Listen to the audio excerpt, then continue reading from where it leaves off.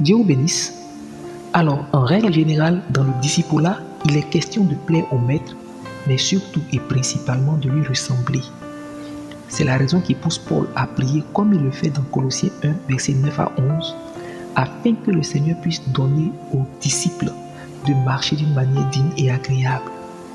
Alors pour ce faire, il y a des prérequis dont le résultat de l'application conduit à une marche chrétienne qui plaît à Dieu. D'abord les prérequis. Déjà on observe respectivement les adjectifs et adverbes remplis et entièrement. Ce qui signifie que Dieu ne veut pas les choses à moitié ou inachevées, mais il veut le maximum. Il veut des choses entières. Rappelons que Dieu vomit ce qui est tiède, Apocalypse 3, verset 16. Alors, les prérequis d'une marche entièrement agréable à Dieu sont la connaissance de sa volonté par le moyen de la sagesse et l'intelligence spirituelle. Rappelons d'abord que nous ne marchons pas n'importe comment pour aller n'importe où et n'importe quand. Ça, c'est le fruit d'une marche animale. Et il est écrit que l'homme animal ne reçoit pas les choses de Dieu. 1 Corinthiens 2, verset 14. Alors un chrétien qui veut faire sa volonté marche vers la mort, même s'il fait des œuvres spirituelles au passage. Et un bel exemple est celui de Matthieu 7, versets 21 à 23, où Dieu rejette au jour du jugement des gens qui ont prophétisé ou chassé des démons. Dieu ne regarde pas tes bonnes œuvres ni ta bonne volonté, mais il regarde ton obéissance à lui, sa volonté. Tu ne peux pas mieux connaître les choses et la vie que Dieu lui-même. Alors revois tes choix et ton comportement. Par ailleurs, si la parole parle de rempli et entièrement, c'est aussi parce que la volonté de Dieu a plusieurs niveaux. Romains 12:2 parle de ce qui est bon, agréable et parfait dans la volonté de Dieu. Il suit donc de ce qui précède qu'on peut connaître la volonté bonne de Dieu sans connaître sa volonté agréable. Et si au départ quelqu'un connaît la volonté bonne de Dieu, Dieu est content. Mais si ce dernier s'arrête là sans chercher à connaître ce qui est agréable ou bien ce qui est parfait, alors Dieu n'aime pas. Cette satisfaction est diabolique même. Rappelons que Dieu veut que nous connaissions entièrement sa volonté. Et pour ce faire, il nous fait marcher à cet égard de progrès en progrès, comme l'indique 1 Thessaloniciens 4, verset 1. Celui qui se satisfait du peu qu'il connaît de la volonté de Dieu, sans chercher plus, Dieu va le vomir, Apocalypse 3, 16, parce que c'est de la tiédeur. Cependant, pour connaître la volonté de Dieu, il faut se servir des instruments que Dieu lui-même met à notre disposition, à savoir la sagesse et l'intelligence spirituelle. Romains 12:2 parle du renouvellement de l'intelligence.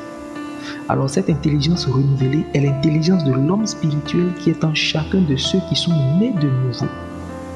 C'est l'occasion pour moi de te dire que si tu n'as pas encore donné ta vie à Jésus, si tu n'es pas encore né de nouveau, ta façon de marcher ou de vivre, tes choix n'ont rien à voir avec la volonté de Dieu.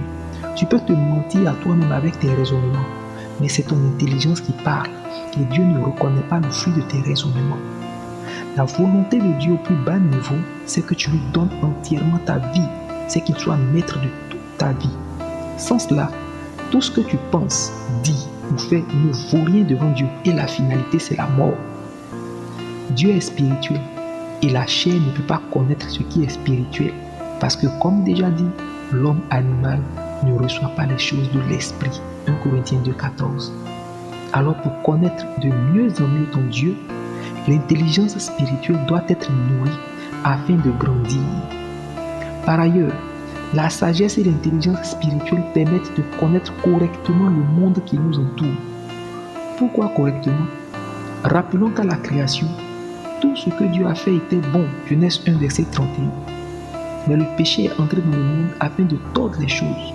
Conséquence, c'est que l'homme a une connaissance tordue aussi des choses que Dieu a créées. Il dénature la création et refuse de reconnaître Dieu comme l'auteur de cette création. Dieu a créé le sexe, l'homme en a fait la pornographie, la zoophilie, la pédophilie. La nourriture est pour la vie, mais l'homme a trafiqué la même nourriture au point où, aujourd'hui, c'est la nourriture qui empoisonne l'humanité, devenant même une grande cause de réduction de l'espérance de vie. Devant ces dérives qui ne sont pas la volonté de Dieu pour l'homme, la sagesse et l'intelligence spirituelle sont nécessaires pour restaurer l'humanité et la sauver sur les plans politiques, économiques, éducatifs, militaires, etc. La connaissance de la volonté de Dieu a aussi pour but de te faire retrouver et exercer ta fonction de gardien de la création comme Adam pour le salut de l'humanité. Alors ne néglige pas l'instruction, ne néglige pas l'éducation, ni l'enseignement, encore moins la connaissance et l'expertise qui s'attachent à ton travail. C'est la volonté de Dieu que tu passes maître dans la connaissance de ces choses, en vue même d'être à la tête pour apporter un changement et pour qu'un grand nombre soit sauvé. C'est aussi ça, la marche agréable, la marche qui plaît à Dieu. La conséquence de la connaissance de la volonté de Dieu, c'est de porter du fruit en toutes sortes de bonnes œuvres. Mais déjà, je prie pour toi, que le Saint-Esprit se révèle à toi, qu'il te révèle sa volonté, afin que tu marches dans l'accomplissement du plan qu'il a prévu pour toi, et que tu sois béni, que tu sois sauvé, et qu'il te dise, bon et fidèle serviteur, entre dans mon repos. Que Dieu te bénisse.